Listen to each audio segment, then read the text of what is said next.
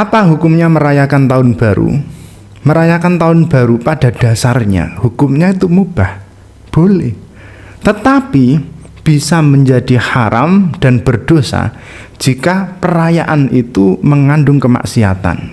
Misalnya merayakan tahun baru dengan obat-obatan terlarang, merayakan tahun baru dengan mendem-mendeman, merayakan tahun baru dengan kumpul kebo, kumpul sapi, kumpul jaran. Ada juga yang merayakan tahun baru itu dengan tukar pasangan, ijolan bojo. Itu haram dan berdosa. Dan itu semua tadi meskipun nggak dilakukan di tahun baru, ya tetap dosa. Karena memang berzina itu ya dosa. Terus minum-minuman keras ya dosa. Pakai obat-obatan terlarang ya dosa. Apalagi kayak tukar bojo itu ya dosa. Begitu pula sebaliknya. Jika perayaan tahun baru itu dirayakan dengan hal-hal baik, ya menjadi baik dan berpahala. Misalnya tahun baru dirayakan dengan membaca Al-Quran, dengan angen-angen maknane Quran, dengan sholat malam. Jadi dihitung mundur 5, 4, 3, 2, 1. Usolli sunat tahajud. Allah, oh malah keren.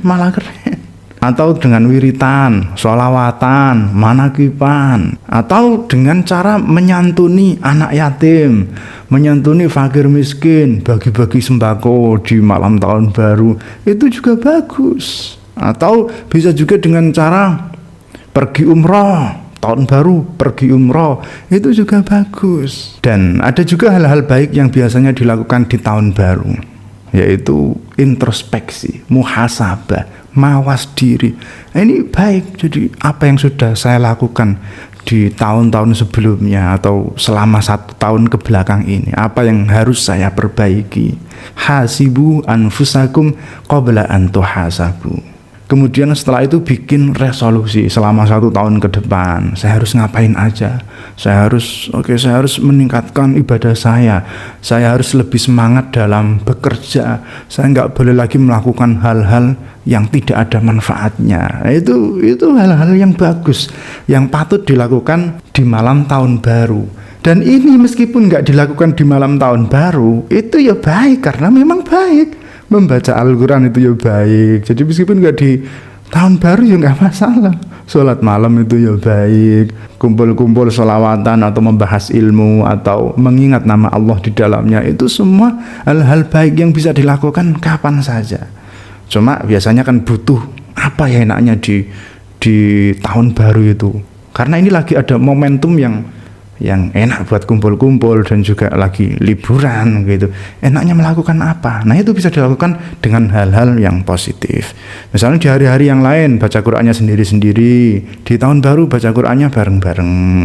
Kalau di hari-hari yang lain misalnya salawatannya di rumah sendiri-sendiri, di tahun baru oke lah adakan yang agak besar gitu, yang kayak semacam pesta tapi sholawatan isinya. Itu kan bagus gitu. Jadi momentum tahun baru digunakan untuk hal-hal yang positif. Kemudian terkait kembang api, boleh nggak sih pesta kembang api di malam tahun baru? Pesta kembang api itu ya kita lihat aja ada manfaatnya nggak. Kalau nggak ada manfaatnya ya mending ditinggalkan.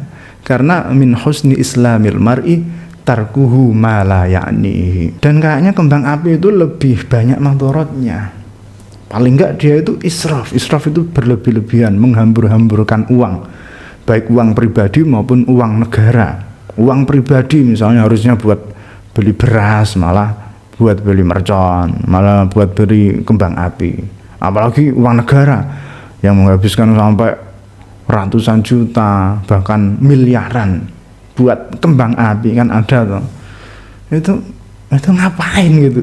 Mending buat hal-hal lain gitu. Hanya butuh estetik doang tapi kalau memang itu dibutuhkan ya udah. Dan misalnya itu bukan israf ya udah.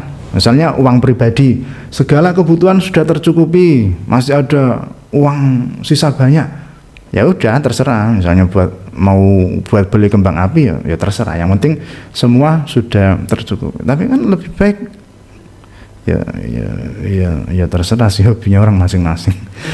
Orang yang biasanya sukanya memberi, ngapain buat kembang api, mending buat disedekahkan. Ya itu kan Hobinya memang sedekah, ini hobinya kembang api. Tapi ya memang lebih baik sedekah sih, lebih baik sedekah. Kalau bakaran jagung boleh nggak? Boleh. Kenapa enggak? Boleh, boleh saja. Yang penting nggak bakar rumahnya orang. Kalau niup trompet, ya boleh-boleh aja, asal tidak mengganggu orang lain dan asal yang ditiup bukan trompetnya malaikat Israfil.